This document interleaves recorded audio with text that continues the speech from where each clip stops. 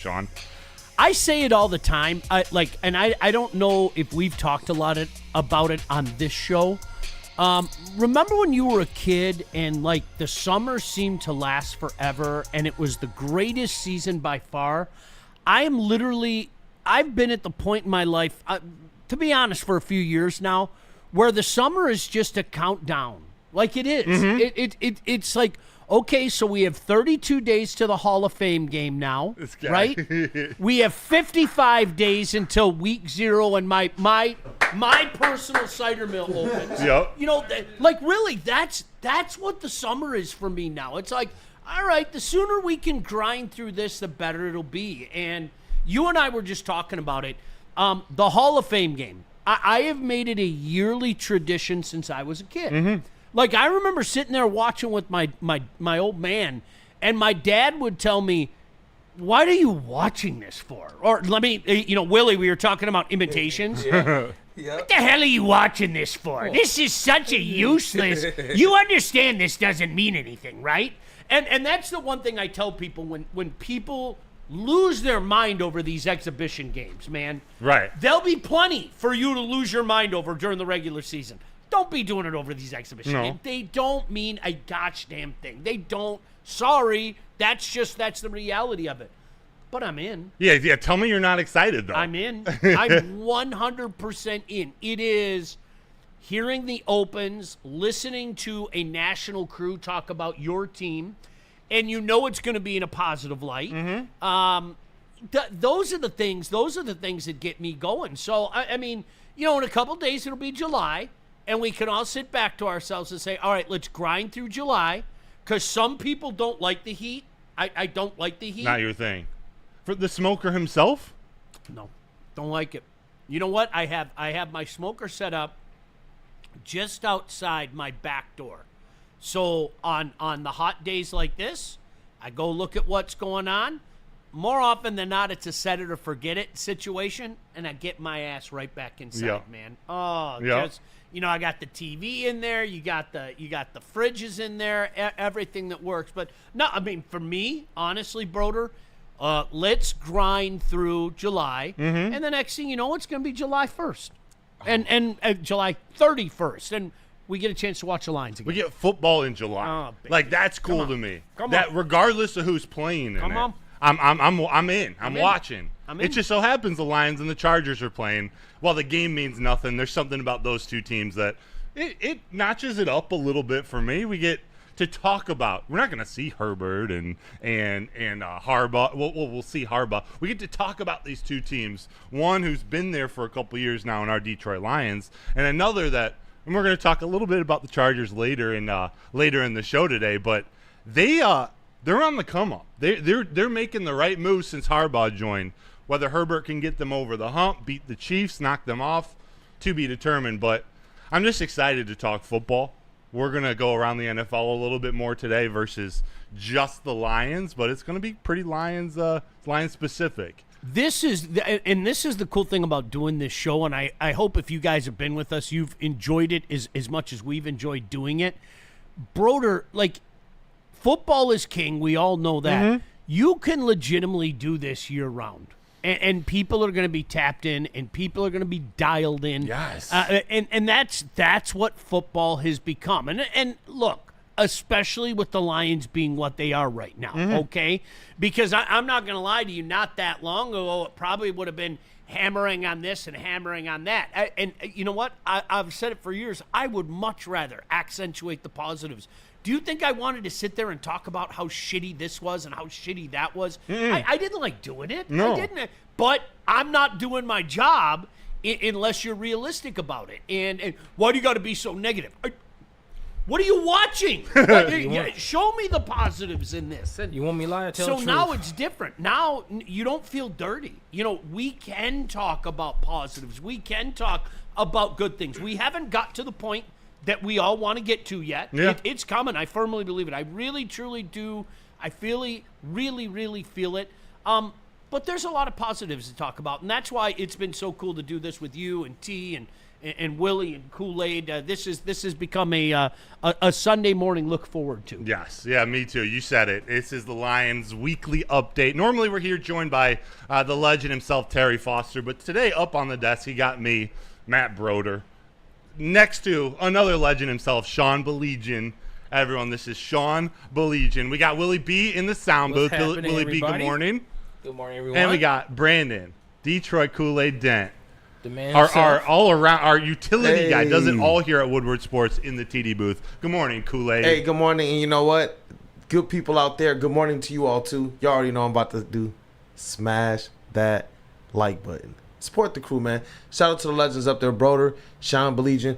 And you know what? Willie be over there, too, man. Shout out to you. I love that shirt. Ironfish. What up, though? I'm going to get your camera online here in a little bit. No problem. No problem. You guys are coming in hot with the fire, the graphic tees. And like you said, NFL is king. It's Sunday morning. We get to do this year-round. We're coming up on 100 people in the chat. Just want to shout you all out. John effing Lord. I am I3. There's something going on with YouTube, too, where, like, the people's names are changed on here. So, there are probably some we recognize that are just showing up different, but we got IPE Club, Greg 2025, Ryan's reaction. We got a crew here, Vincent E313. We're going to get into this going Lions heavy, but we're going to hit around the NFL. Yes, sir. But Sean, how do I want to phrase this? Do you like to hold grudges? Like, are you a grudge holder if someone does you wrong? If someone beats you at a rib smoking contest? What, let me tell you something. As you get older, you just don't have time for that stuff. No. Not that long ago, yeah. Yeah. Like, someone does you dirty, it kind of. Yeah. You know what it was? I was never. Seriously, I was never eye for an eye guy. Mm-hmm. Like, a lot of times you just go, all right, I moved on. Lesson learned. If Willie did me dirty, you give him a tip of the cap.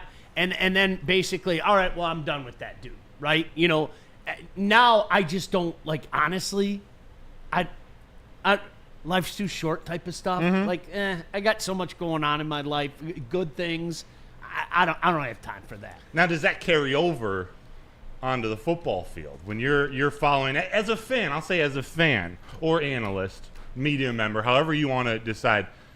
The Lions, someone does the Lions dirty last year. Are you focusing on that game? Are you honing in on, the number 7 game, revenge game of the season that Fox Sports put out, Lions versus Commanders, Week 10? Yes, you have to. Is that a revenge game? I think that's different. Yeah, you don't forget stuff like that. You get a tingle in your groin. Yeah, you don't forget stuff like that. Like, I'm not trying to be goody two shoes or anything. Like, mm-hmm. I'm the type of I just don't wish ill will on people. Mm-hmm. Like, even when I was a young kid, like, that's just, I don't know. I'm a believer in that crap comes back to you. So I don't.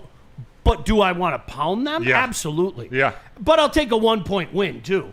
Now, does that change what happened last year? No, they beat us when it mattered most, and they beat us in our own house. So that won't change anything in that regard. The only thing that changes that and makes that go away is taking that step that we all along the lines to take. But yes, you have to look at that as a revenge game. You have to look at that as a revenge game, no doubt. Absolutely. So Eric Williams on Fox Sports NFL, he put out his top 10 revenge games of the season. Number 1 was another Week 10 matchup, Eagles at Packers.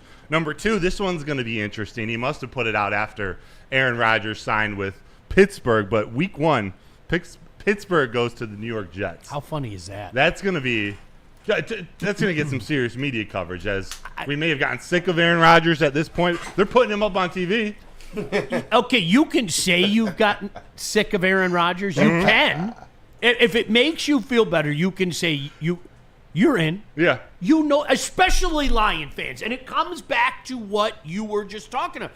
Aaron Rodgers took our soul multiple times. So, yes, you want to watch Aaron Rodgers, and yes, you want to root against Aaron Rodgers. If you want to play pretend, you can, but that's the routine, right? 100%. 100%, especially after we as the Lions, I say we, the Detroit Lions and Kirby Joseph, sort of kicked him out of Green Bay, left him left him with the sour taste in his mouth after throwing an interception to Kirby. It was a defining moment for this Lions team. That last game of the season, 2022, was it 2022, where they went to Green Bay, knocked them off when they had nothing to play for. It's going to be a big one, and we get to see Aaron Rodgers at Ford Field. I want to say week 15, week 16, when the Steelers come to town. But this Fox Sports, they got the Eagles, Chiefs week 2. It's a Super Bowl rematch. That's going to be a fun one. Week 2? Week 2. Oh, Ravens at Bills week 1. Oh, baby. There's a lot of great games, but the one I want to talk about is the Commanders. Actually, the Lions are going to D.C. to take on Jaden Daniels and the Commanders. Kool-Aid Willie, I don't know if you guys are ready for this topic too, but are you interested, or I guess what are your feelings or emotions going into that Commanders matchup, Kool-Aid, in Week 10? You know what, man? For me, it's to show that the Detroit Lions are who we think they are. I'm hearing a lot of the narratives and a lot of the love that we got from over the last couple of years, where you could say the Lions are probably America's team. Mm-hmm. It seems as if that shine is starting to wear off, and I don't believe that that's appropriate. I still believe that the Detroit Lions, as currently constructed, and if they were healthy last year, are a better team than the Washington Commanders. I expect for them to be able to go out there and flex those muscles, and I do believe, even if they have a good start to the season, which I expect, I still feel like all of national media still is going to be looking at the Eagles game and the Commanders game as big tests for this Detroit Lions, because those are the two teams that you hear everybody in national media say, now we think those guys have passed up the Lions. Obviously, you tip the cap to the Super Bowl champs, but the Commanders, I believe that is getting a little bit ahead of yourself, and I can't wait for that game, specifically for them to go out there and for Dan Campbell to, let me put it this way, he did it to Dallas, right? They lost a close one that they shouldn't have, and the next year he said, I'm going to make sure that there's no doubt that they're literally going to call me classless. Politicians. Shout out to Chris Christie. That's what I expect, and I feel that in my soul that the Lions are actually going to go and they're going to dominate that Commanders game, and I want it so bad. Yeah. I do. Sean, he perfect segue, because he talked about this team being exactly who we think they are, and he referenced that Cowboys game. Lions under Dan Campbell have been they've got a pretty good track record in these revenge games. I don't know if you remember 2023. It was their third straight loss to the Seattle Seahawks, second at home. These are like big games that we're expected to win. The mass game with C.J. Gardner-Johnson. Geno Mahomes lighting us up. Yep. Jeez, oh Pete. Yeah, Aaron Glenn had himself a doozy going up against Seattle for a couple of years against Pete Carroll. Yeah. In Week 4 last year, they beat the Seahawks 42-29. Yep. Took care of business. The Cowboys, remember, in 2023, it was the Skipper reported game. Oh, was that gross. Another one of those games in Dallas. They go out and they beat the living shit out of the Cowboys, 47-9. Happy birthday, Jerry. On Jerry Jones' birthday.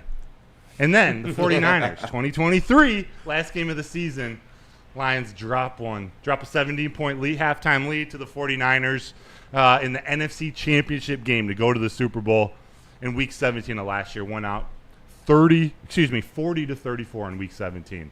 Under Dan Campbell, this team remembers. They hold grudges, and they make sure to strangle the life out of these teams if they ever see them again. And you know what? It's funny as this conversation has progressed. Let me call myself out, because I guess I'm more guilty of this than I thought because of the Bears. Like, I hate the Bears. I hate the Bears for wrongs they committed and atrocities they committed against me 40 years ago. Mm-hmm. You know, so I guess I got to call myself out. And I say it all the time. It depends on what age you are. You know, that team that gets you. I know a lot of the younger generation. I use my son as an example. Yeah. They all hate the Packers. You know, because of all the Aaron Rodgers moments and everything. For a lot of people in my generation, it was the Bears. I know Terry said, you know, for guys a little bit older than me, it was the Vikings and everything. So, yeah, there's something to be said for that. But to me, I don't know if Dan Campbell's mindset is focused on that or just focus on doing what we do. Does that make sense? Yes. I think that's just the way that Dan Campbell conducts his business. I love that Dan is a guy that embraces moments like this. That will sit up there and go, well, I'll tell you, this is what it's all. I want to go play in that rain in Green Bay. I want to be that game of the week and everything. That's You're the kind of speaking stuff to my soul right now. right? That's he wants all that smoke. He wants that heat. So that's, to me, that's part of what made the Lions the Lions. Kool-Aid, I love what you said too, because I'm a firm believer that the national narratives, like next is huge. Next is, of course, dynasty is the biggest, right? But next is huge. I think the Lions had the tag of next, but that shelf line for that shelf life for next only lasts so long. I'm not sure the Lions have the next tag anymore. And that's something that'll get the fire churning in your belly. You know what I mean? Yeah. No, but I mean, you know what? We have to move on to Jaden Daniels. Mm-hmm. We have to, all right? That's the way that next mentality works. So that'll be fun this season to reintroduce the Detroit Lions and everything that we've got going for us to the nation. Yeah, the lead commander in the chat. Can't wait till your Lions visit my Commanders that game. Will have high TV ratings. That's for sure. Most Week 10, is it is a Sunday 4:25 Eastern game on Fox. That might be Tom Brady making the call. Bricked up Ryan. This looks like maybe Ryan's reaction. Bricked up on Old Miami, but it's also Gold Cup night. There's a lot going on at Woodward Sports tonight. We got Sunday Night Baseball, the White Claw Tours at the Old Miami. Great spot down there. Joshua Gallatin, I don't think Week 10 matters. You're better at beating the Commanders nowadays in the regular season. You're always struggling against Washington in the playoffs. Playoffs are a different beast. Yeah. They got a team hot in the playoffs. The defense kind of faltered. Jared Goff, Aaron Glenn, Ben Johnson. We didn't have our best game against the Commanders. But they took it to us. I mean, just own it. We can all move on. They took it to us. That offense was near unstoppable. Jaden was phenomenal. And you know what? Own it and move on. That's where we're at. Yeah. And, let's see if this year can be different. Can I ask you this question that just popped into my head? What do you credit most with that Washington loss? Like, was it a single player? Was it play calling by the offensive defensive coordinator? There were mistakes all over the place. Because he's the quarterback of the team, I want to be fair and maybe put the most onus on Jared Goff for having a bad day. But also, Sean, I do associate that a lot with, we're talking about baseball. We actually have the Tigers on Sports Center right now. But when a pitcher knows he has no offense, he has to go out and strike out 13, 14 batters. He has to strike everybody out. You pitch different. Your game plan is different. Do you think there was a little bit of that effect with Jared Goff saying, hey, I just got to sling it today. I'm going to turn the ball over, but we don't have a defense. It was everything. Honestly, and you said there's a Commander fan in there? Yeah. Can I tell you what every Lion fan knows but doesn't want to say? We were outplayed. Mm-hmm. We were outcoached. We were outclassed. We were out everything. Honestly, enough time has passed where maybe in January you didn't want to say it. Our play calling was pathetic. Mm-hmm. I go back to the 3rd and 1 to the day I die. I think the game changed on that moment. Yeah. I really, truly do. And I don't talk about what might have been. I know what was. It was a horrible play call, and it put the Lions in a deeper hole that they could ill afford to be in. That was one of those games. Honestly, Broder, mm-hmm. I don't want to overthink it. We got beat. Yeah. Out-coach, outclass, everything. Which direction do you want me to go? And I think we all saw that. And maybe in January you didn't want to say it. Right. Maybe in January you wanted to fall back on the injuries. And look, it wasn't an excuse. It was reality. The Lions were living in impossible hell, okay? And some of us were saying that beforehand, okay? And once you step out onto the field, though, you have to execute. And the Commanders executed and we didn't. They did. Across the board. Yeah, I think the point I was trying to get across is it wasn't any one thing. Like, it was a complete – it was a failure of a game across the board. Then we're on the same page. Yeah. Ben Johnson, I thought, had his worst game of the season. The game plan was atrocious. Like, you could talk about starting the game with David Montgomery, not handing the ball off to Gibbs from the very start. That 3rd-and-1 call, the Jameson Williams interception throw. Why are we doing that late in a game in the playoffs? But it's also on the defensive side of the ball, too. Aaron Glenn, there was the 12 men on the field deep in Lions territory that allowed the Commanders to score. DJ Reader didn't play very well. Anzalone was playing, but they just had a bad game defensively, too. Amik Robertson got hurt that game. Amik Robertson's someone we should probably talk more about. I agree. I think he's a guy. We don't have it today, but every time I say his name, I'm like, wait. Yeah. That dude is important to this team. He needs to be discussed. Yep. So there was just a complete – it was a failure sort of from top to bottom in that game. You did what you could. But I bring that up because you hear this whole offseason, probably the biggest negative thought about this Lions. Can they not get back to the type of football team they were last year? It's the coordinators leaving. But coordinators can be replaced. They didn't have their best game either. So point to what you want. We still have a good team coming back here in 2025. I'm sorry, I don't buy that. I refuse to buy that. I know it's going to be a talking point all year. You know what we're going to do this year? We are going to go through the same thing the Detroit Tigers are going through right now, okay? The regular season's almost going to seem like a grind. We have people bitching every day about the Tigers.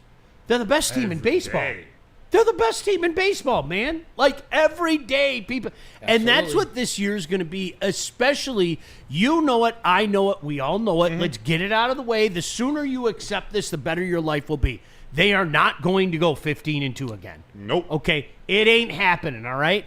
I can't wait to see how people lose their mind over 12-5 or 11-6. Mm-hmm. Like, it's going to be virtual insanity. I mean, we're just going to have to deal through that every single week. And you know what? Will it feel good if the Lions, and I have a healthy dose of respect for the Commanders, will it feel good if the Lions go in to Washington and beat them? Absolutely. But the same thing is in play for me, all right? The ultimate success or failure of the Detroit Lions will be dictated in January and February. Mm-hmm. That's it. I like being here. I do. Now, that doesn't mean you can't enjoy things during the year. Right. You can't enjoy a win here, a win there. But when all is said and done, it will be dictated. Did you get another crack at Washington, whether it be at Washington or at Ford Field? Did you get a crack at Philly? Did you get a crack at what did you do in playoff time? Did you advance to the Super Bowl? That's it. I mean, seriously, that's it for me. That's I hate to be simplistic like that, but I look at last year. Last year still, for me, I don't know if you guys feel the same way. I'm still trying to come to grips with last year because it's hard for me to say 15-2 was failure. Especially, I mean, the way they finished that game against Minnesota was just magic. It just was, right? But yeah, if your goals were go to the Super Bowl, and you hear every one of these guys say that, it was great to hear Amon-Ra say that last week. You know, hey guys, nothing. It's the Super Bowl. That's where we're at. Then yeah, I have to be honest and say yeah. If this is a pass fail, you failed. Yeah, that's it. Willie, last year 15-2, but they didn't win a playoff game. They got upset by the Commanders. Do you consider that a failure of a season, or do you sort of factor in all the injuries, everything that took place that season, to still come out 15-2? What do you think? I think it feels like every Lions fan has pinched in themselves because we can't believe we made 15-2. And to the hardcore fans, okay, we went 15-2, but we didn't went far enough in the playoffs last year. We didn't win the Super Bowl. So, okay, that fantasy win the season, that's fair. But we needed a Super Bowl. So I consider that a failure at that moment. Yeah. Good season, but playoffs is different. Like y'all said. Because if they get over the hump, we get like a couple years, they went 12-5 and went to the NFC Championship game against the 49ers. So you never expect. I don't expect another 15-2 season from the Lions, but they're able to be playoff ready and go all the way to the Super Bowl. sky's the limit. So yes, I consider that it a just failure. happens to be that world we live in right now, where if we're going to talk Super Bowl and hold our team to those expectations leading up into the season, throughout the season, into the playoffs, it's Super Bowl or bust. And if you don't get there, the season, maybe you're not calling it a failure. It's not a success. So 15-2, they overcame a lot of adversity.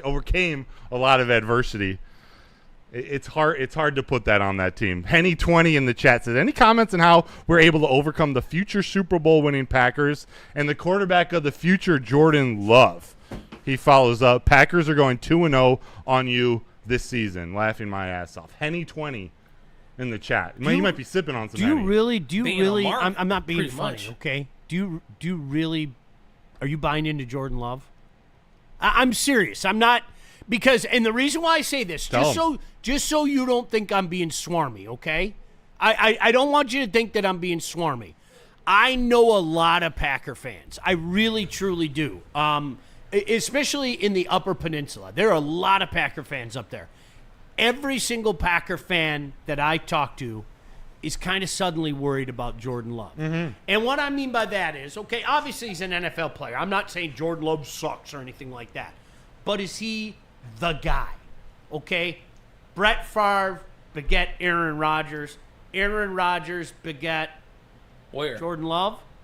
I think a lot of shine has come off that Jordan Love star. Mm-hmm. I think the NFL, shout out to Neil Rule, I know how he loves this word, is desirous to put him on that pedestal and say he's the next Green Bay great. Oh, yeah. Aren't there more questions about Jordan Love right now than answers? And again, Henny, you'll know when I'm being a swarmy prick, okay? This is not one of those times I'm being a swarmy prick. Honestly, this is a question for you. Do you really feel that way about Jordan Love? And if so, here's a follow-up. Why? Because I was terrified of him a couple of years ago, okay? The Thanksgiving game? The Thanksgiving Day game. And then the way he finished the season, he had one hiccup, but then that Dallas playoff game, and I was like, they did it again. Mm-hmm. And then even in that Frisco game, for a while he was dealing in that game. And I was like, gosh damn it, they did it again. Last year, you know what I saw? I saw a guy struggle. Yeah. A lot. A lot. I really did. So that's a question for you. You watch the Packers more than I do. Although the Packers are on TV all the time. You know it as well as I do. But you're game in, game out, down by down, okay? I think a lot of the things that I'm saying about how I feel about Jordan Love are echoed by a lot of Packer fans I know. Yeah. There's some, is he the guy type of stuff going on out there. Yeah. It's a good question. It is. He's got all the talent, but to me, he's got it's Brett Favre and Aaron Rodgers on his shoulders. It's the devil and the angel. Sometimes he's that gunslinger who will just throw it into triple coverage, throw it into traffic, and turn the ball over 3 or 4 times a game. Other times he actually looks like Aaron Rodgers, like the way he's able to scramble out and deliver the ball on a dime. He's got so much talent, but that doesn't just mean he's the right guy. Henny followed up. Past 4 years, we were in rebuild. Doesn't count in my books. Hey, welcome to our lives here in Detroit. We're talking about right now, though. No, and fair enough. And a good franchise like the Green Bay Packers, you find a way to change on the fly. I'm asking you about Jordan Love. Mm-hmm. Like, seriously. And again, please, you'll know. I'm not being a dick here. Jordan Love. Yeah. Is he the guy? I don't know. I don't know. You can't say yes yet. No. And I don't think an honest Packers fan would say yes I don't think you yet can. either. Say, man, maybe. Like, Yeah. I hope. He might be. But I don't know what they're doing. Concern slipped into Packer Nation last year. Yeah. Concern slipped into Packer Nation last year. And I don't know if Matthew Golden puts them over the top. Well, I don't know when they're going to get a number 1 receiver. Like, they're like a poorly maintained dog park with the amount of number 2s on that roster. Like, it's just number 2s everywhere. Yeah. But who's going to be that guy? I love their wide receiving corps, but they got no one who's stepped up yet to be the number 1. And I don't think, listen, I don't think Jordan Love sucks, okay? No. I think there's a difference between being the guy and a guy. And right now, I think we're having that conversation. I think it's a fair conversation about Jordan Love. I really do. It is. I got another quarterback on that same ilk, but I got to follow up here. The lead commander, man, I remember coming on this channel the week of my Commanders coming to Detroit, and you radio guys gave us zero chance to beat you. It was epic. That was probably true. Yeah, that was probably. We were pretty confident. There were some people who I didn't think the Lions were advancing to the Super Bowl. It was too many injuries. Mm-hmm. I thought it would be Philly. I did. I did not think it would be Washington.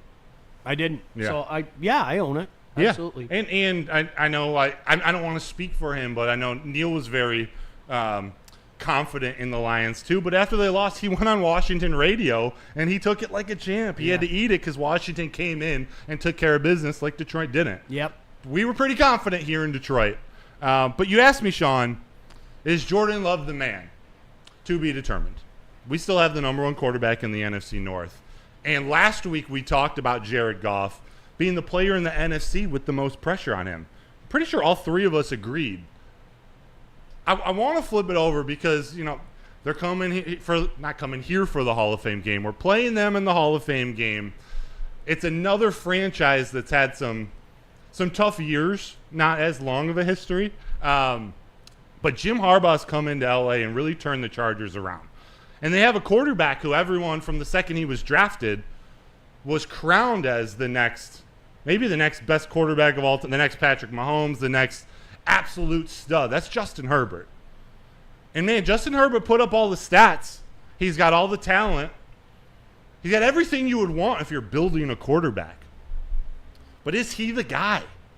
To me, Sean, I texted you this, and I don't know if this is going to stick, but to me, Justin Herbert so far is Matthew Stafford in Detroit. He's got all the stats, the regular season victories, the comeback wins in the regular season. He's only gotten to the playoffs twice, 2 losses, and 2 choke jobs. Most recently in January, where he threw 4 interceptions. They had no business losing to the Houston Texans and really no business getting spanked by the Houston Texans. Mm-mm. They really didn't. No. That's got to fall on the quarterback. I'm not going to argue with you. Right? Do you know what the problem is, though? And this is the job that Justin Herbert, I think this is the job that Jim Harbaugh has to do. And tell me if this sounds familiar. Yeah. And this is why I like this comparison so much. Broder, half the job that Dan Campbell had to do was fumigate the years of stink that it was permeating this entire franchise. It was at newer facilities. It was at older facilities. It was in their brain, all of it. Chargers going Charger is a real thing. Yeah. It's been like that forever. It really has. I mean, you could go back to when I was a kid. The Chargers going Chargers is a real thing. Even when they finally punched their ticket to the Super Bowl and then promptly got their ass kicked, it was one of those things where Charger going Charger is that's Jim Harbaugh's biggest thing. Mm-hmm. And Justin Herbert has fit perfectly into that old bit. He really has. Okay, do you want to stop talking about it? And it's the Matthew Stafford thing. Do you know how you get people to stop talking about it? Or at the very least, don't be, I hate to bring it up, same old Lions. Don't be same old, because they could say sock. Mm-hmm. They could, same old Chargers. They could do it. And you could scream at the top of your lungs. Matthew Stafford is not just the best quarterback the Lions have had, by far the best quarterback that they've had in the last 60 years, okay? And it didn't matter. If you go to the playoff and you get spanked by the New Orleans Saints. Yeah. If you go to the playoff and lose that game, you had no business losing to the Dallas Cowboys. If you go to the playoff and get spanked by the Seattle Seahawks, that's what same old Lions, right? And that's why I so adamantly argue against people that say same old Lions today. No. It's done. Done. Over. Done. Sorry, I don't know what to tell you. And I know somebody will argue it today, and I'll go, yeah, do you remember that time that the Lions won 2 playoff games? No, Neither do I. Like, stop it. It's a different thing. So come up with a different term. But I really like that analogy. When you hit me up with that on Friday, I was like, oh, man, there's more validity to that than I think people want to admit. Dude's an absolute stud.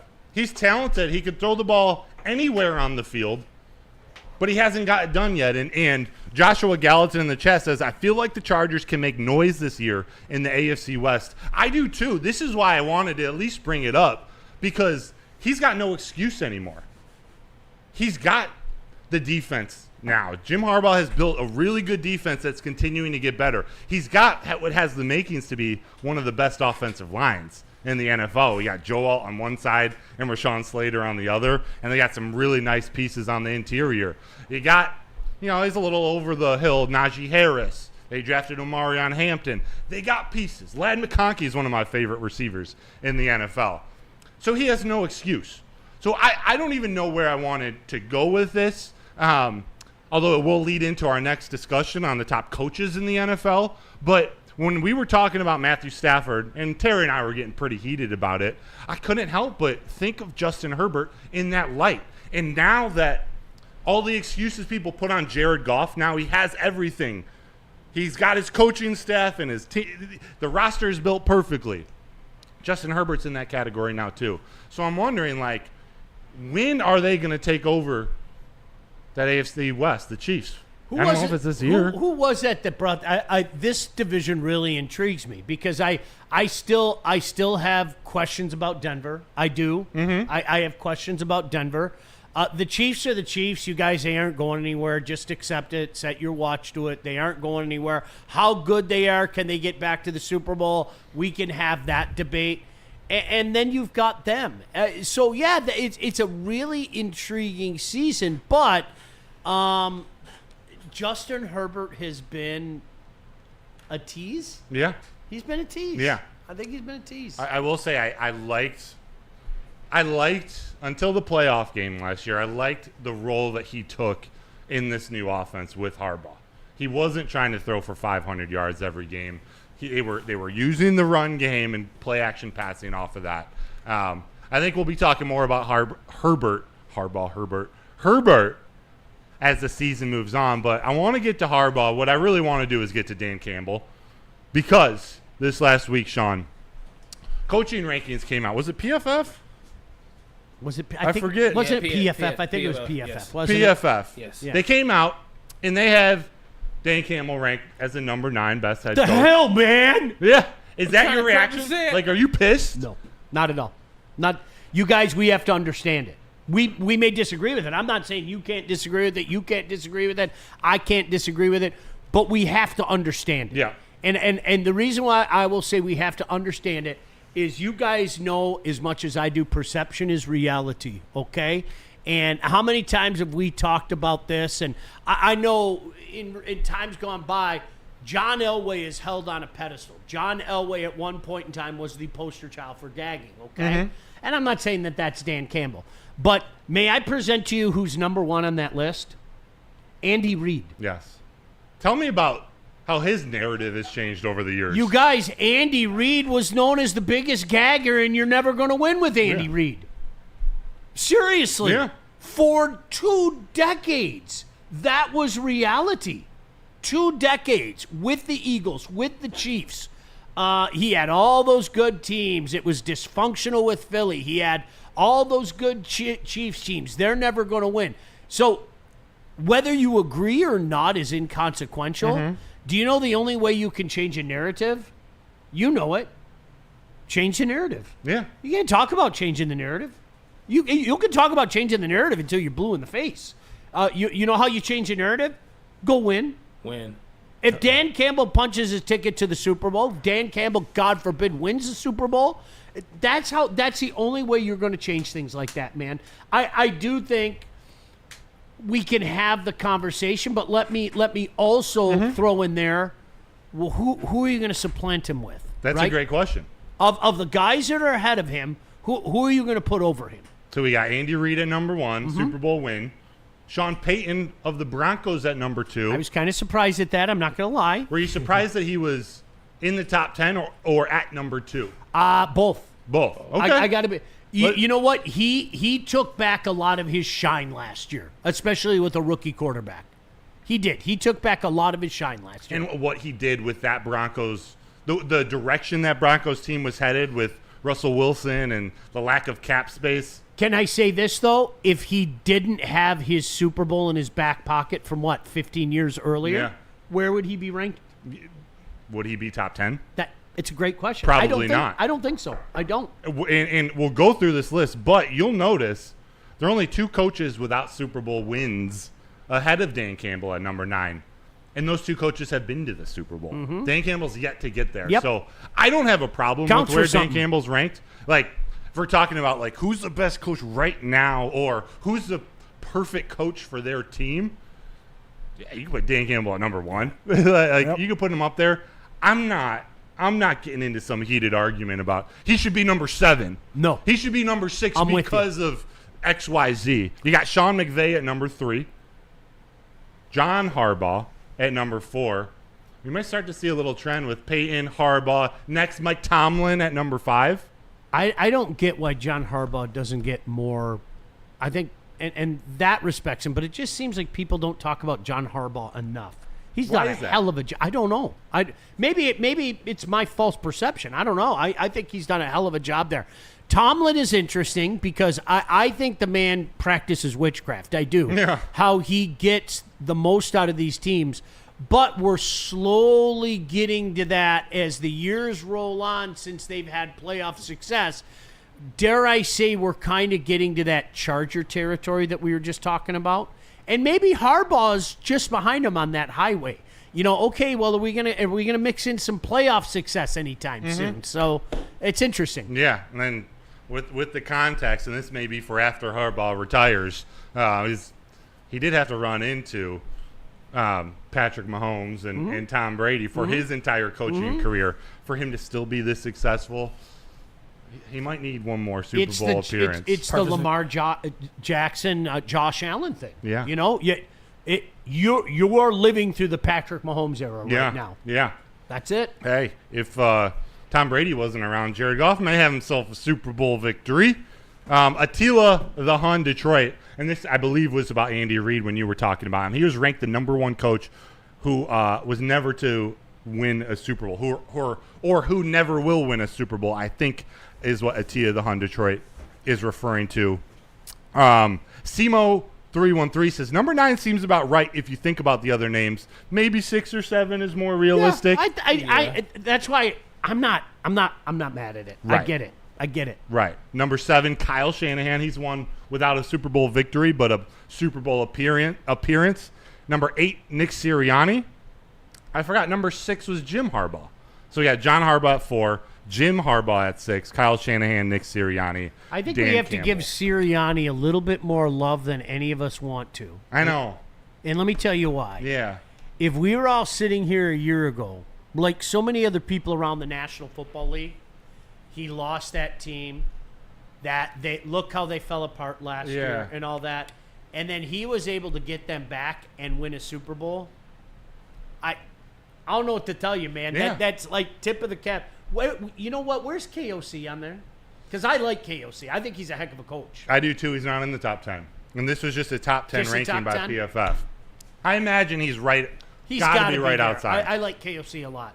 Maybe LaFleur, who I'm not buying in as being some all-time coach. He's a smart coach.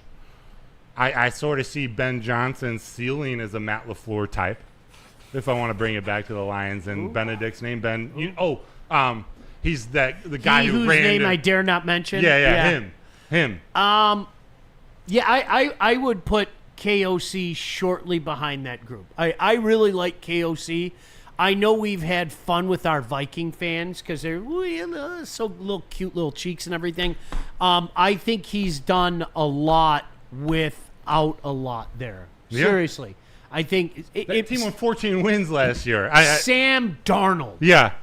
Like, seriously. Had a really good year. Yes. I think KOC deserves a hell of a lot of credit. Were they 14-3? Yeah. 2 losses to the Lions. Yeah. And I think one of the Rams. One of the Rams. One of the Rams. Their season was, I put this out last year. I think it was 8 straight wins and then back-to-back losses to the Lions and Rams, then 6 straight wins, and then back-to-back losses to the Lions and Rams, and then their season was over. Dude, that was their season.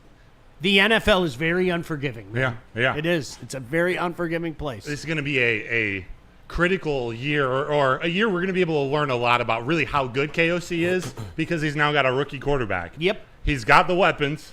You got a really strong wide receiver and tight end, a really strong pass-catching group. They improved the offensive line, and that Vikings defense, while lost a few pieces, what I do like, and not for Lions, but if I was building a team, they attack the interior of that defensive line, which I think is the right strategy, especially when the Lions are on top of the NFC North, and the best way to get to Jared Goff is up the middle. I like the pieces. I mean, there are worse places for J.J. McCarthy to walk into. I mean, you've got Justin Jefferson and Addison. Okay, you've got it, whether you want to admit it or not. And by the way, let the record show, I'd rather have Sam Laporta, especially at the contract. Hawkinson's a pretty damn good tight end, too. He sure is. Okay, let's give some love for that. There are worse positions for him to walk in than that position. Yes. J.J. McCarthy's walking into a really good position with a guy who's kind of taken on the quarterback whisperer type of thing. It's happening. So I like some of what Minnesota has. I still think they're a little cute and adorable, especially with what in essence is a rookie quarterback. Yeah. I am L3, which I believe is just L normally. He says, I'm not mad at Goff's ranking. We rank Goff? I think he means He Campbell. might have meant Campbell. Yeah. Dan Campbell. I had him at 3 before last year, but those 2 games versus Houston and Washington left me a bit sour. I can expect 6 to 10 range this year. I actually do think he's talking about Goff. Yeah. Talking about Goff. That Houston game was awful. It was awful. But the team rallied around him. And he had an awful game. I'm not going to defend Goff, but it was one of those where you had to air it out. The defense was a week like 10 or 12. Yeah, the Sunday night game. Yeah. It didn't look good on primetime TV. But let's we're going to be playing overreaction, underreaction, and then 9 o'clock hour here coming up. But I want to touch on one last. We're talking a lot about the Chargers today, but I want to bring them back again. The Chargers. We talked about Goff and Herbert. We talked about individually Dan Campbell and Jim Harbaugh being 2 of the top 9 coaches in the NFL. But on the Dan Campbell and Jim Harbaugh topic, these are 2 coaches that are doing it different than what we're used to seeing. And they're 2 completely different types of coaches. But they both proven that they can lead a locker room. They can help reshape an entire franchise from their version of culture. And again, Dan Campbell's culture and how he carries himself and what he demands is different than Jim Harbaugh. But we both know from Jim Harbaugh spending time in this state, he's a weird dude. And I'm not going to lie, I didn't think singing for He's a Jolly Good Fellow in the locker room with, 85 men and women, adults, would click or would be something that brings the team together. But, man, after a couple wins last year, you look and you see some of their veterans just fully buying in. Jim Harbaugh is an elite NFL head coach. It is so weird because it's funny you say that. So, you've seen it work at some places, and you've seen it fail miserably. For people, he's a Michigan guy. He pitched at Michigan, okay? A former Michigan coach. And it was so funny to hear people kind of spin it the way that they did. But when Rich Rod got up in front of everybody at that thing and asked everybody to clasp hands and sing "You Raise Me Up," interesting. I mean, and it was really funny because it's a good attempt. I was on the radio at the time with Killer, and we were talking about it, and you had people who were in attendance calling in. And I have no other way to say this. Just let it fly. Every one of them sounded like blue blood old money. The people that are sitting on their hands at Michigan Stadium every week, okay? And like everyone that called in, I kept saying this. I kept saying, do you understand? I'm glad that you enjoyed that, okay? But you're talking about 19, 20, 20-year-old men who got their I almost said something really bad, who got their teeth kicked in, okay, the last few weeks of the season. Yeah. All right? The last thing in the world they want to do when their coach is under fire is clasp hands and sing Josh Groban. Yeah. And it was one of those things, and you know how we're all guilty of it, okay? Yeah. No matter who you're a fan of, you can be a Spartan fan, you can be a Michigan fan, you can be a Wayne State fan. We're all guilty of it going, no, man, no. But you know deep down inside, there's nothing good that's going to come from that. Some dudes can make it work. Mm-hmm. Jim Harbaugh is so out there, that dude can make it work. And you know what people do? Man, he's messed up. Yeah. Right? That's what the guys say. But they love him. Yeah. They love him. He's our crazy guy. Yeah. So some places it can work. Some guys can make it work. Jim Harbaugh is one of them. Rich Rodriguez was not. No, it wasn't. No, he wasn't. It wasn't Brady Hoke. It wasn't Matt Patricia. Oh, my goodness. It wasn't. There's a whole lineage of coaches in this state, whether it's for the college teams or the Detroit Lions, that they tried. They tried to bring their own flair to it, or the Jim Schwartz, Jim Caldwell. They had their own type of personality, but it didn't click until you got Dan Campbell. With the Chargers, they ran through coaches like Bonnie Blue. It didn't work. It didn't work for them either. I'm going to be honest with you. I didn't think the Chargers were the right landing spot for him. The way their organization was going, I didn't believe in what their ownership had done over the years, and they were in cap hell. I went back and forth with this with a few of my friends last year, and they happen to be big Michigan guys and Harbaugh guys, and I said, I think there's more there than people give them credit for, but did I think 11-6 in playoff? I didn't. No. Not year one. I thought that was a screaming 9-8 team. Yeah. Screaming 9-8 team. But credit to him. But no, you're right. I can't. Gary Barnett, Northwestern. Okay, this is going back 30 years ago. Northwestern has always been a perennial also-ran. Okay, for many years, it wasn't even fair to use the term also-ran to what they were. They were awful. They were the doormat. And then one magic season, they just kind of caught fire. Mm-hmm. And their head coach, I kid you not, would sing High Hopes. Why? And the whole damn football team would sit in the locker room after the game and sing High Hopes. And you look around and go, is this real? Is it? It worked. It worked. And the guys embraced it. I think that it's easier to do it when you're winning football games. Mm-hmm. If you try to force feed that shit like Rich Rod did to a team that literally got their poo pushed in the last few weeks of the season, you're not going to sell. You're not. There's not going to be any success. But I think if you're winning and you decide to do something off the wall like that, I think the chances of it working are a little bit more. And that's what happened with Jim Harbaugh last year. Yeah. Shout out Mr. Detroit City. Welcome. I see ADiz4115. We got John Effing Lord, Greg 2025, Vincent E313. We got some OGs in the chat here. Appreciate you. Alex and Ruavram. Or Alexander 9817 says the team with which we have to fight for the number one spot in the division is Vikings. Bears and Packers are all yapping. I still agree with that. No game. You do agree with that? Yeah, I do agree. Vikings are the biggest threat still. Who's finishing fourth in the NFC North? The Bears. Yeah. Can we all agree on that? Bears. Bears. Yeah. Enjoy it, Benedict. What I wanted to wrap this up with is the Lions. We've talked about them being ahead of the ball in a lot of what the NFL is doing now, whether that's on the field and how they approach fourth downs, whether that's some of the rule changes off the field, or saying we're not going to vote against the tush push. The Eagles, they do it better than anyone else. Like, we're going to try to stop it, and we're going to draft Tarik Williams. Dan Campbell and Jim Harbaugh, but I'm going to bring it back to the Lions, allowing Dan Campbell to be himself and create this culture. Sheehan getting up there in year two saying, I trust these guys. Like, just stick with us a little bit longer. That's also innovating in the NFL. Dan Campbell and Jim Harbaugh are changing what it looks like to be a head coach, a successful head coach in the NFL. It doesn't have to be Bill Belichick type or Bill Parcells. or Sean Payton.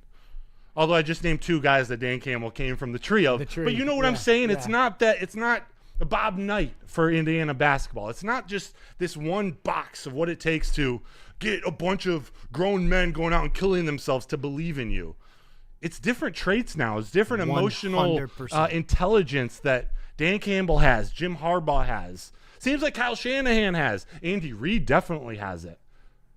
You have to. I think there's incredible. You know what I hear people saying? I don't want people to take it the wrong way. Today's athletes are different. Yeah, they are. They're different. Okay? And I'm not saying that's a bad thing. I don't want anybody to misconstrue and think that I'm saying that's a bad thing. I can't stand when people do that generational shit. I can't. You know what? They are different, okay? The world adjusts. Because the world is different. You just nailed it. So I often hear, conversations like this. Like Scotty Bowman, in my mind, the greatest coach anywhere, period, end of story, okay? 9 cups. I have to wonder how well Scotty would do with today's That's a good point. I do. Now, did Scotty change his routine a little bit from the Scotty of the 70s to the Scotty of the 90s? He did a little bit, but not a lot of it. Willie, like you said, Willie's in the room going like that. He did a little bit, but it wasn't a lot of it. You know? And I think what was different by then and what the Red Wings to a man all recognize, and you could ask D-Mac this. Okay, here's a guy walking in with his fingers full of rings, okay? He just won one in Pittsburgh. Yeah. He won multiple times in Montreal. What's the one thing we haven't been able to do? We haven't been able to get over the top since 1955. And as much success as we've had, we haven't been able to get over the top. Then they got over the top 3 times under Scotty and throw in one more with Mike Babcock.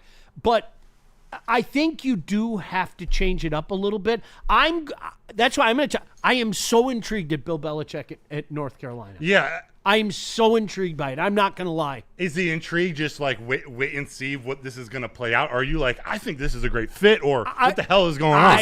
It's more what the hell's Me going too. on. I have no idea.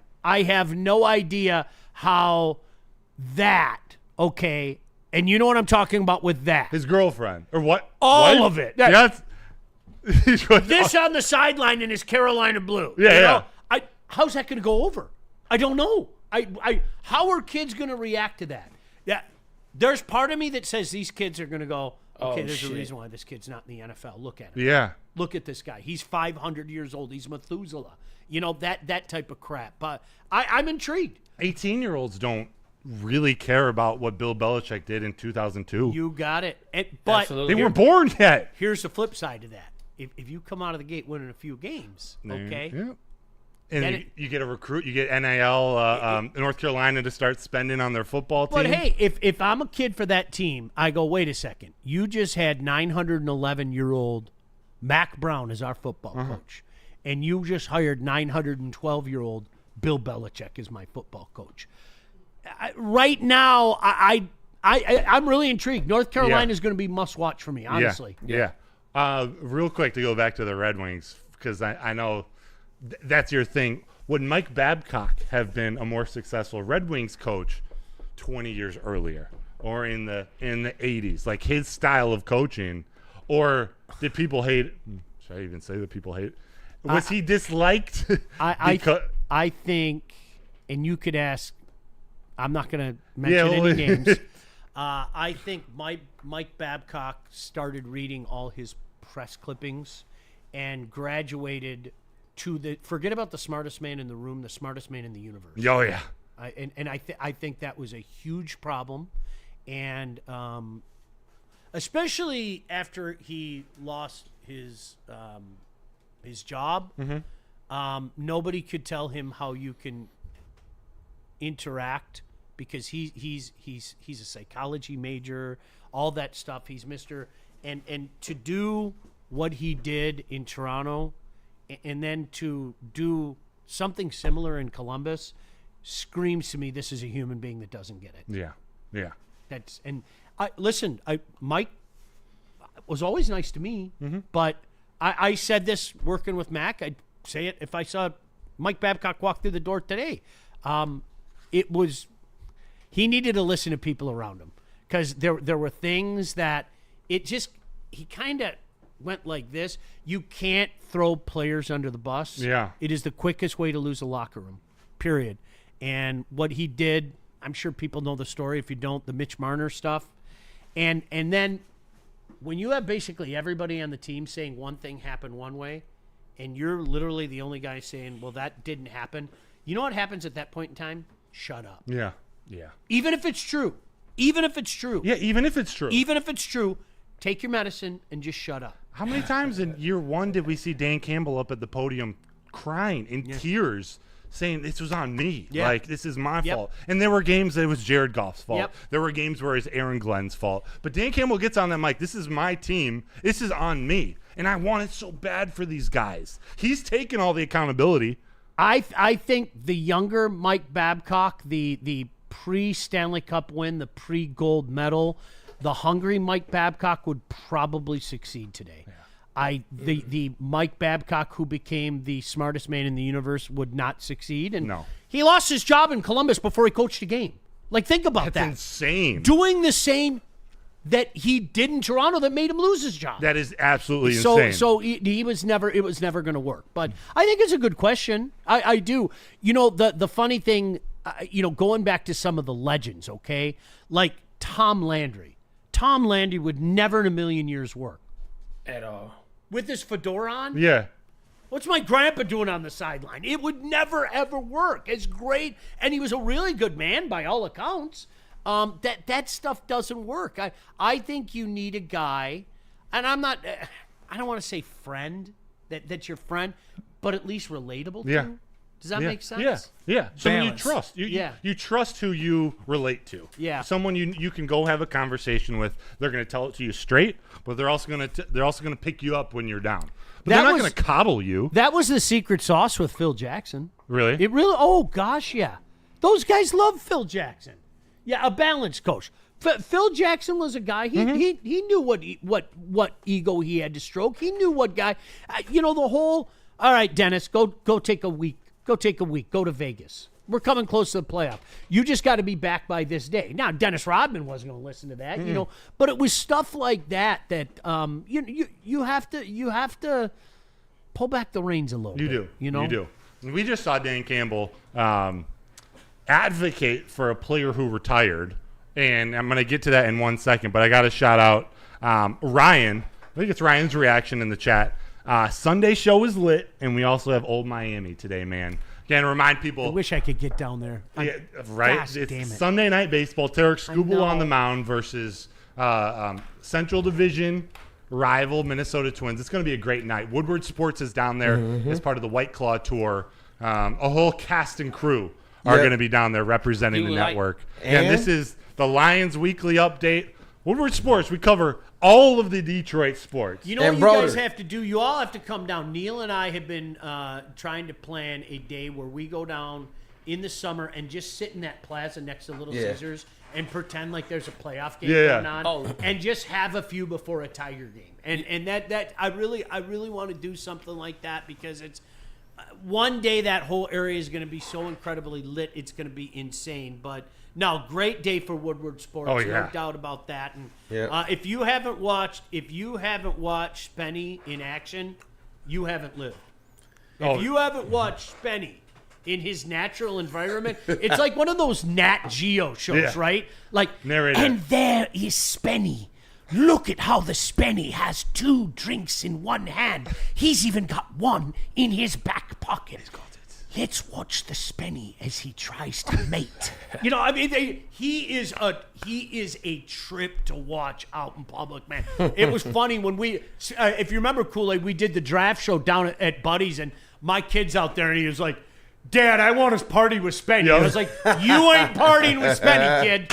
You aren't there yet." As a dad, you're saying no. Listen, you got a couple more years of some minor league play and everything. You aren't Spenny level yet. No, sir. But in your prime. It's pro level. Oh, you want a friend like Spenny. Yeah, you need 100%, a friend like Spenny. Yeah. You need it, Kool-Aid. You're going to have your hand in everything today. Listen, Pause. I was just going to say, we got another place we're going to be as well.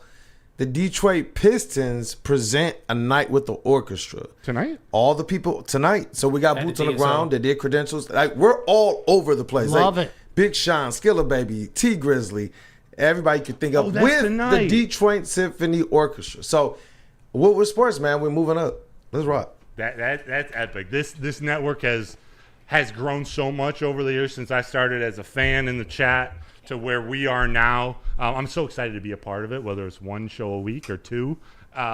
We got so much going on. It just makes it all that better. Like we kind of alluded to at the beginning of the show. When your teams are good, when the Lions are good, the Pistons, Red Wings, Tigers, best team in the MLB, when they're good, it makes everything we do in this town that much better. To those who listen to me on the radio back in the day, and Willie, I know you're one of them, okay? Absolutely. Like, we are living through what I talked about back then. I got so sick and damn tired of people going, why you got to be so negative, man? And I was like, let's see. Where do you want me to start? The Lions are a disaster, and you keep telling me what a smart guy this coach is or how great that quarterback is.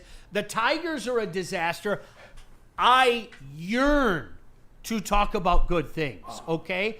I'm not doing my job if I come out there every day and sing everything is awesome. I'm not doing my job. Oh, I go, man, the call. So that was always my retort. I would go, do you think I want to talk about shit? Do you think, hey man, I want to go in and hammer my favorite football team for 3 hours today? Yeah. No. I like it a lot better like this. Oh, I man. like it a lot better like this. I remember that one caller. Right. Oh, that he was like, when you going to start saying something positive about the Lions? He said, you want, and I'll marry your quote. You want me to lie or tell the truth? pick your poison. Hey, Willie B is a real one. I just got to say that. Shout out Willie B, man. Dude, we're like we lived through 0-16. Man. Like we made it. We made it. We're okay. I still get mad. That's one real sore spot for me because let me tell you, there were legitimate people out there rooting for 0-16.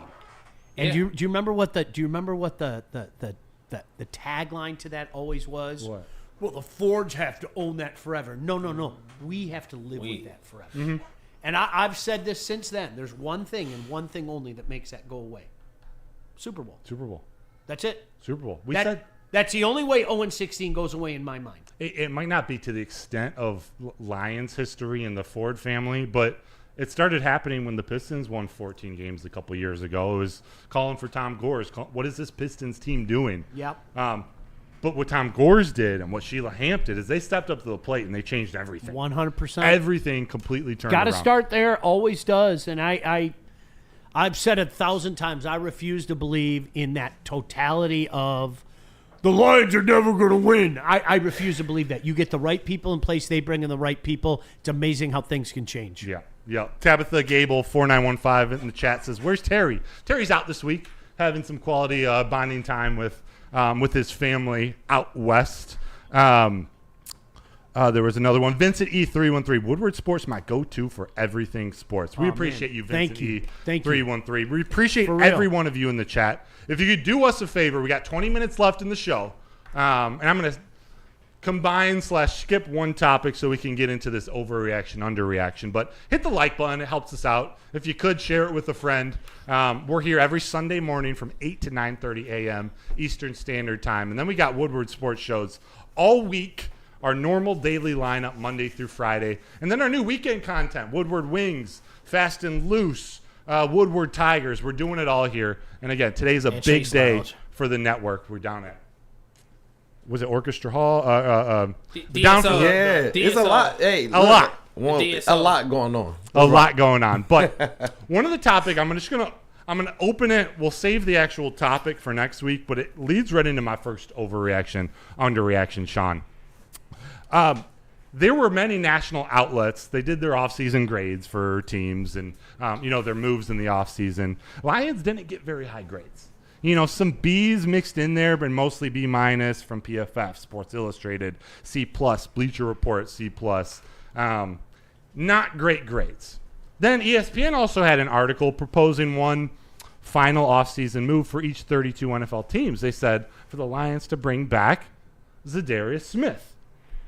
So It's happening. You know that, right? I do. I think so. I mean, it's got to, right? It's happening. It's got to, right? So let me pose this to you, because the defensive line was something we've talked about a lot. Mostly, we got to find an edge rusher opposite Aiden Hutchinson. Bring back Za'Darius Smith. Is the Lions overreaction or underreaction? Is the Lions defensive line actually a strength of this defense? Yes. It's a strength. It's a strength. Is it the strength? Okay, so let me say this. I get where somebody says, why don't we add another, stud edge? Mm-hmm. Everybody would want that, right? I mean, most every team in the league would want that, okay? Are we forgetting how good this line was before Aiden Hutchinson went down? And even at times after he went out, okay? As is today. Now, if you add Za'Darius, mind you, I'm sorry, I've been on record for saying for 3 months that was something that I felt was integral. Yes, this is still a strength. Mm-hmm. It's still a strength. Still has Hutch. Yes. I know Lee McNeil's going to be out till Thanksgiving, but they got pieces all over the line. Maybe it's not a top of the line. Aleem is working his way up there, but maybe it's not a top of the line defensive tackle or another, top 10 edge rusher across the side of Aiden Hutchinson. But it's a lot of these really strong, really specific types of players that they brought in that are versatile, that can play inside and outside. You got your stuffers in DJ Reader and Tyreek Williams and Aleem McNeil, but the questions are health, not talent. Marcus Davenport was really good for 2 weeks with the Lions? He was really good until that Cardinals game when he went out. He's a really good player. He's just never healthy. And you know what you just said? It's the bodies. It's the interchangeable pieces because this is the big difference between the NFL today and what we grew up with. You have multiple big bodies in there, and some of those guys, you can't, obviously, Williams, there's an upside. Okay? Yeah. He's a rookie, okay? I think Alima still has upside, right? Let's see how quickly things. I know Thanksgiving seems to be kind of the general consensus.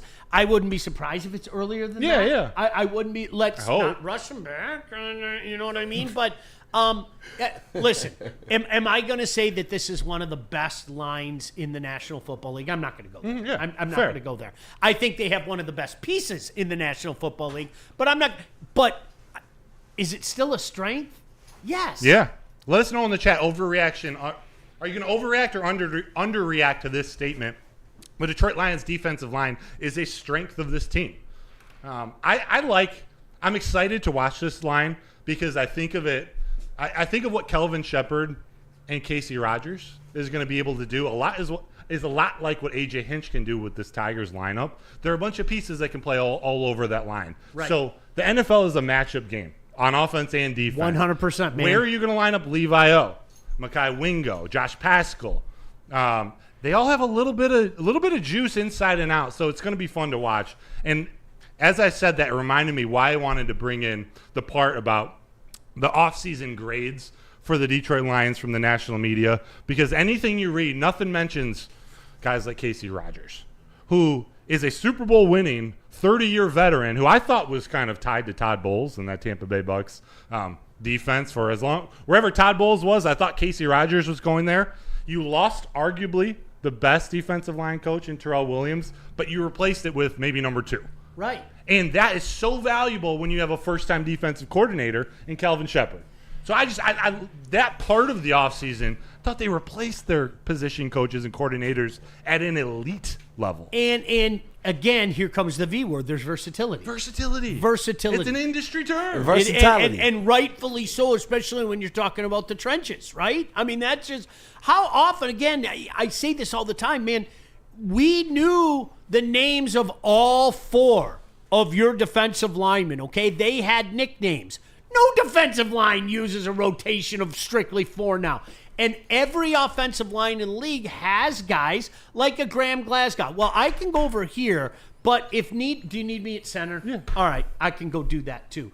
That's the kind of stuff that's changed, and I think that Dan Campbell, especially Brad Holmes, have kind of been ahead of the game with that, and it comes back to playing chess. When this man drafts, it's not just about next year. It's about staying relevant. It's about continuity. It's about next man up. Next man up. Love every second of it. Love it. Sean, overreaction, underreaction. Cornerback DJ Reed signing a 3-year, $48 million contract is less desirous after seeing Jair Alexander sign with the Baltimore Ravens for 1 year, $6 million with some incentives. Does that change how you feel about the DJ Reed? No, because you have it's the prototypical I'm betting on myself type of thing, right? And we've seen situations like that. No, I'm not going to sweat if everything fits in nicely as it does right now. The only thing that they have to do is find out how they're going to fit Z in. Okay, I mean really that's why there's been part of the delay, and I think a veteran like Z probably isn't complaining too much about that. I don't have to go to all these camps and OTAs, and okay, that sounds cool to me. But no, I'm not going to cry over spilled milk. Me neither. And I think, who cares? Jair Alexander signs with Baltimore for 1 year. Sure, they got him for $6 million. But my excitement for that signing of DJ Reed in Detroit sort of stems from Carlton Davis signing a 3-year, $54 million contract with the Patriots. I think they're comparable players. You can argue one's a little better than the other, and I won't argue with you. You got him for $9 million less, and DJ Reed plays in all the games. Yep. That's Carlton Davis. I don't want to say anything bad about him. I loved what he did for the Lions, but he wasn't there in the biggest moments because he got hurt, which he has a track record of. Yep. Not to the level of Jair Alexander. And that's why the revisionist history stuff, if I like the deal then, I like the deal now. Yeah. That's the way I'm looking. And I did. I liked the deal then. Yeah. And I think if you take the dime to do some homework and you look up the comparables, I think that compares very, very well. Definitely. Going to stay in the cornerback room. And Kool-Aid, I want your opinion on this or your reaction after I ask Sean. But Sean, overreaction, underreaction. The Lions have a top 5 secondary in the NFL. Okay. Is that an overreaction? Today, yes. By the end of the season, no. Okay. No. I'm telling you, the Terry Arnold's going to go this year. I think so too. I'm telling you. And it may take a little more time. I think by the end of the year, I think a lot of people will be talking about how good the Lions' defensive backfield is as a whole. I think people forget. You know what? If you wanted to argue it now, you could. And I wouldn't argue with you. See, I wouldn't argue with you too much. I think people forget. The season is too far in the rearview mirror. I think people forget, especially the safeties, man. There isn't a better tandem in football. No. There's not. They're the best safety tandem in football. Sorry. That's the way it is. Versatility. Brian Branch can play anywhere all over that defense. Terrion DJ Reed. And it's Rakestraw backing him up. Amik Robertson in the slot. Avonte Maddox is the veteran safety also. They got dudes on this defense. So I wasn't sure which order I wanted to ask you guys this question because the strength of the secondary is going to affect how the defensive line plays. How the defensive line plays is going to affect how glove hand. Yeah. So a lot's riding on Terrion taking that jump. I'm putting them in the top. He wasn't bad last year. I don't think so. He really wasn't bad last year. I don't care what anybody says. And you think that kid's not going to get better the way he's wired? Absolutely. From Nick Saban. Hey, wow! It's amazing how that works itself out, isn't it? That guys take a big jump from their rookie year to their second year. Isn't that crazy? Especially the hardest position in football. Wow, that's nuts. It's nuts. Kool-Aid. I'm glad that air's coming on. I can tell you that much. I know it not only got quiet like 10 minutes ago because we couldn't hear the air conditioning. It got very warm. Yeah, I'm losing weight here now. Kool-Aid. What up, though? Ravens have a loaded secondary. The Texans are loaded. I really actually like where Carlton Davis went in New England to pair with Christian Gonzalez, but the Broncos, they added Talanoa Hufanga at safety, Steelers, Eagles. There are some really good secondaries out there. You putting the Lions in top 5? I am going to put them in the top 5. I remember where we started last season, and we talked about this, Broder. Is that safety combo top 5 in the NFL? And that was at a time where people didn't quite know. And when you see how powerful an impact, how big an impact they had once that defense got decimated to the point that teams tried to test them in the red zone and then just said, no more of that. You started seeing teams do weird things in the red zone to try and counteract the fact that those safeties were literally taking away scores, ending entire great-looking drives. Justin Jefferson, 70 yards of the drive, 3 points on the score. But that's it. And I absolutely love that. And so when you're talking about how impactful those safeties are, and you're looking at what you expect out of the next year of TA, I'm expecting a lot. He played in a lot of man coverage, most on the team, I think most in the league. And after he got past kind of the getting his feet wet, he looked like a cornerback who was definitely on the right path. So for me personally, yeah. And I'm never going to sleep on Meek. I like the tenacity. I like just how thorough he is as a route runner from the cornerback position, which was just wild to me. So I am bullish on them probably more than others, but I will say that. Top 5. You know what people forget, too, and this isn't just me being a slappy trying to back you up. Yeah, you ask guys who played the game, okay? Quarterback, tight end, cornerback. When you're a rookie, you are literally bombarded with information, okay? Those are the 3 difficult spots to pick up, man. Quarterback, I think obviously everybody knows that. Tight end, you got the pass assignments, you got the blocking assignments, et cetera, et cetera. Corner, you are literally on an island. Yeah. And not just that. Do you know what a lot of teams are doing? They're sitting in film room going, fresh meat, fresh meat. It's Shawshank. I'm looking. Wait a second. This Kool-Aid guy. Ooh, rookie. Ooh, look at some of that stuff I see on tape. Fresh fish, fresh fish. I'm like, really? That's what it comes down to. So for him to take the highs and the lows last year, I liked it. I think where he finished the season was a good spot, and there's a next level there this year, especially with that around him. You and I will fall short. I'm not going to say top 5 yet, but shortly. Fair. You need they've built this secondary with really strong man coverage type cornerbacks and safeties, which is going to be important when you got 3 scrambling quarterbacks in the league. And I will, just to piggyback on there, I believe that this is one of those by the end of the season things. I don't believe that they're going to start the season as a squad viewed as that, but neither was the safety tandem last year. Yeah. And so that's what I do believe. Like what you're saying, I believe that as the season goes on, we're going to see that this secondary is really, really good. I really do. On that point, Paul Thomas in the chat. Salute to you, Paul Thomas. I think they all need more time together. My point. We can look at each player individually and like it, but it's how secondary comes together to play as a team that matters the most. My opinion says. I don't think you could say it any better. No. There's no more important, maybe, position group to communicate in the NFL than the secondary. Yep. Well done. Well done. And it ties into the linebackers, too, and this might be our last question of the day. But overreaction, underreaction. And I'm going to say these words specifically to you, Sean. Right. Jack Campbell will be an all-pro linebacker if and only if Alex Anzalone plays for the Lions in 2025. Yes.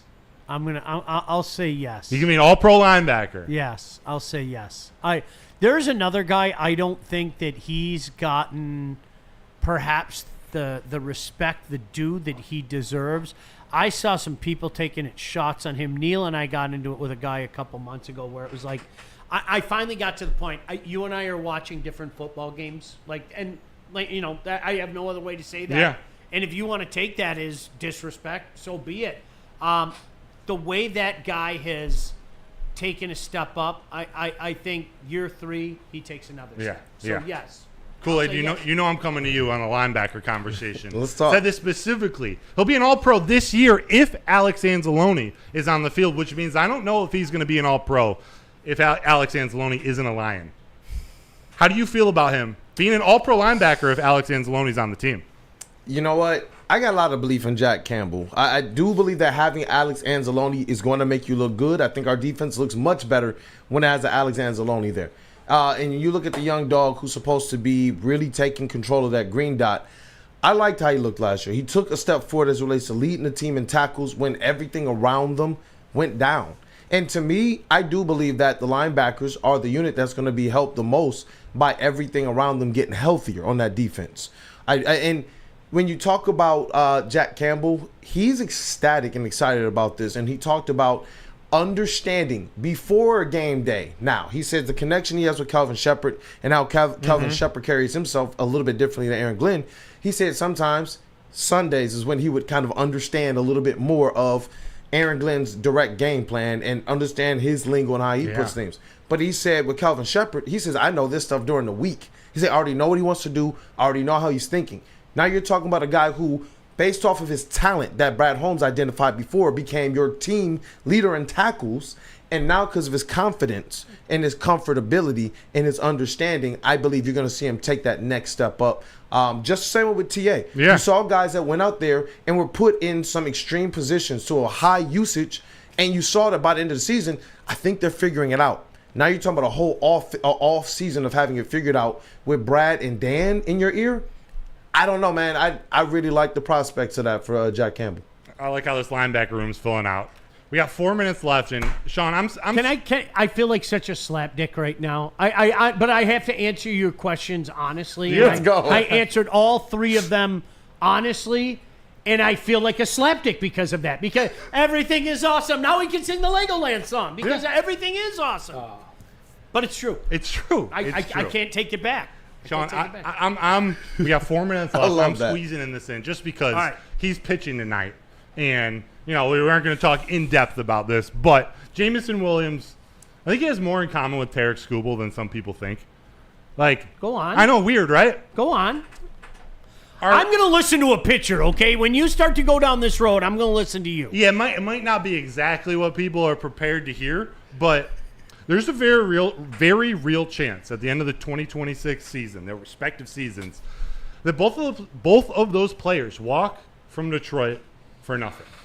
That means not sign an extension. They aren't traded for any return. We might have to watch these two stars walk out of this town for nothing. How does that make you feel? Are fans prepared? And do you understand what I'm saying with that? Another Max Scherzer situation? Both players they're definitely too valuable to their teams right now to trade. You're not trading Tarik Skubal right now, clearly. And Jameson Williams, you might get back a third, fourth-round pick. He's way too valuable to this offense to even consider that. But they're too expensive. Maybe. I hope that Jeff Risdon is right when he – was that a couple weeks ago? Me too. Yeah, he said, I think this gets done sooner rather than later. The JMO extension? Yeah, I've known Jeff for a long time. Good dude. I think about a year ago is when it hit me. I would be incredibly pleasantly surprised if Tarik Skubal was here long term. Mm-hmm. So I think for me, I've already accepted it. Now, if I'm wrong, great. Yeah. But I think I've mentally prepared I don't know if you've done that too. I think you haven't done that. I think I've mentally prepared myself. Now, let me say this. If you keep him this year and even you keep him into next year and you wring out every last drop of him, if you feel you've got a legit shot at a World Series championship, that makes everything better if he walks away for nothing. If you go through this era of renaissance with Tarik Skubal and you lose him for nothing and your generations are still without a World Series ring, that's devastation. Yeah. Because I mean this in all sincerity. I say this all the time. I want you guys to see one. I know what it's like. I heard about 1968 until I wanted to puke. Mm-hmm. And then finally 1984 happened. Mm-hmm. You have generations of fans who have no idea, and you're probably all sick about hearing about 1984, and I can't blame you. Yeah. So because of that, I want you guys to get it one time. I do. Yeah. I want you to get it one time. My parents were married the day they won the World Series in '84 on October 14th. So it's something I've heard a lot. It's a special day in my family, but I want, like you said, I want to see it. I want to experience it.